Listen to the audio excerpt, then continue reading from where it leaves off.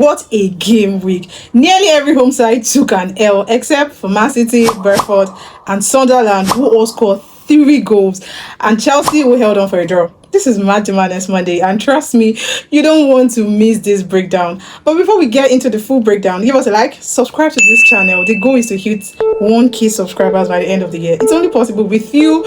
Join the conversation in the comment section and let's dive right into all of the full analysis. So the first match is Manchester City Leeds, ended in a 2-2 win for City. Now, City were this close to throwing away a comfortable win, but Phil Foden said, "Not on my watch." Man City started fast. Foden scored in under 1 minute, I think 59 seconds into the match, the quickest goal to be scored this season. Then Guardiola made it 2-0, and it looked like City were cruising easily, 2 goals up. But Leeds came back in the second half. What's his name? Calvert-Lewin came on and immediately he changed the whole game. He scored 1, then won a penalty. Donnarumma again saved the first attempt, but Mecha bounced back. He scored a rebound to take it to 2-2. Mecha again, 4th time in a row. Speaking about Mecha, I'm really impressed by this man. I think he's Nigerian. Mecha, he should be Nigerian. Now, Leeds were pushing for a shock winner until Foden produced pure magic. For the first minute of stoppage time, he called in beautifully into the bottom corner and he saved the day for Manchester City.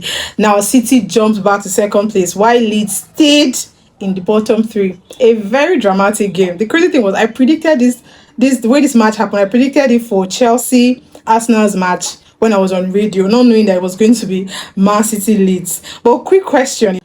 Are Man City stable yet? Or are they still like finding their ground from last season's performance? Drop your thoughts in the comments down below.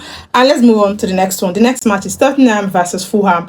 Ended in a 1-2 win. Now, someone said on Twitter, Spurs' yearly mission is to stop Man City from collecting 6 points every season. And it is starting to feel like it is true. Because tell me how Fulham won this match. Fulham shocked everyone by scoring 2 goals in just 6 minutes. First was a deflected shot from Tete.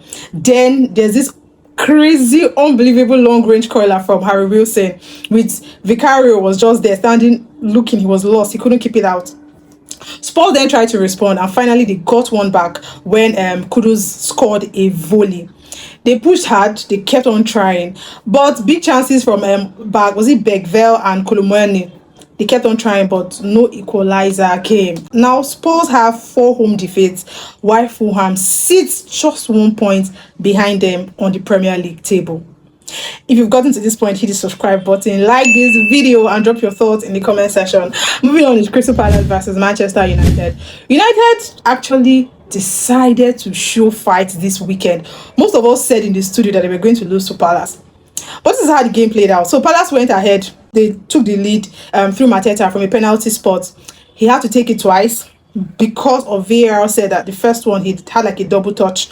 But still, he scored again. Now back in the second half, United are looking like a serious team. They've woken up. Zirkzee finally ended his long goal drought with a very brilliant sharp finish, and then Mason Mount completed the comeback when he struck from the edge of the box.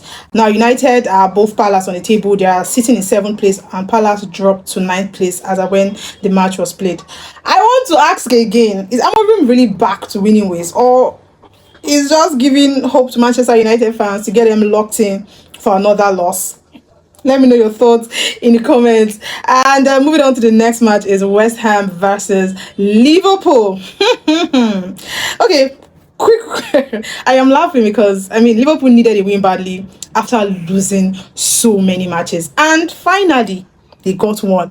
It wasn't like a typical Liverpool crazy match, like the way they lost to PSV 1-4 and how the match unfolded. It wasn't like a crazy match. It wasn't chaotic. It was just calm. It was sort of controlled, exactly what Arne Slot and Liverpool needed. Now, Alexander Isak finally got his first Premier League goal for Liverpool. He scored from a side-footed finish. This was around 60th minute of the match.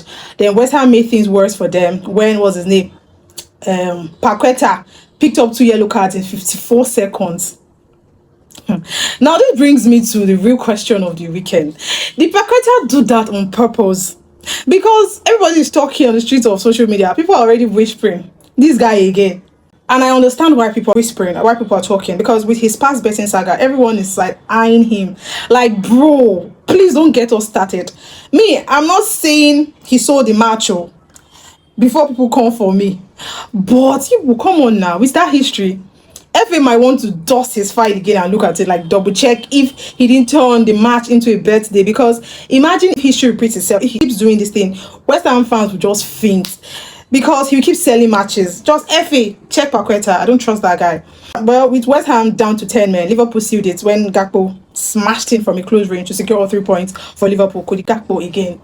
Him and Szoboszlai are like the best players for Liverpool right now. Well, West Ham didn't even register a shot on target. Tough day and crazy day for West Ham. But the question is, has Slot finally found what works for his team? Or West Ham just had another bad day at the office? We'll see in the next game week what Liverpool plays. Now, moving on to the biggest game of the week, the game that everybody sat for. Chelsea, Arsenal, the London Derby. This London Derby ended in a 1-1. It delivered chaos again. Well, Arsenal wanted to extend their lead at the top, but Chelsea made life very, very difficult for them, even with 10 men on the pitch. Because Caicedo was sent off in the 38th minute very early after a dangerous tackle, which I think was unnecessary. You would think that would bury Chelsea, but nope. They actually scored first when they came back in the second half. What was his name? Chalobah. Trevoh Chalobah, he jumped so high and he headed in Reece James' corner to put Chelsea in front. Now, Arsenal equalized through, was his name, Merino, who headed in a perfect cross from Saka. Saka played the cross and headed in the perfect cross. After that, Arsenal tried, they kept on pushing, but they just couldn't find a win. And Sanchez, towards the end, Sanchez made a huge save to deny Merino again. Currently, Chelsea are third and Arsenal are still top of the table, but their lead is not as good as it would have been if they had won the match against Chelsea. But I want to ask, if Caicedo wasn't sent off, do you think Chelsea could have won that match easily? Because, I mean, they held on with 10 men. Let me know in the comment section, who do you think would have won that match if they went 11-11 until the very end? So now, that is all on the Big Six. So moving on to other matches that played out, we have Brentford, Burnley. Brentford won Burnley 3-1 at home. Then we have Sunderland, who beat Bournemouth 3-2, same scoreline as Manchester City. Then Everton lost to Newcastle at home. For Everton's goal, it was Dewsbury Hall that scored. While Newcastle, we have Malik, Lewis Smile, and Nick Votamade. He's on fire. He won't stop scoring. And then Aston Villa beat Wolves. Wolves. Bad season for Wolves, man. Aston Villa beat Wolves 1-0. The only person on the score sheet is Kamara. He was the only one that scored the goal of the match. Then we have Forest Brighton. Brighton won Forest 2-0. On Brighton's score sheet, we have Stefanos and Maxim. They were the only ones that scored the goal. And that is all I have for you today. Thank you so much for watching. Don't forget to give us a like, subscribe to this channel. Remember, the goal is to hit 1,000 subscribers by the end of this year, and we can only achieve that with you. Join our conversation and celebrate the game. My name is Neme, bringing you a match report for Gameweek 13, and I will see you next week on Gameweek 14. Don't forget to like, subscribe, share. Have a lovely time.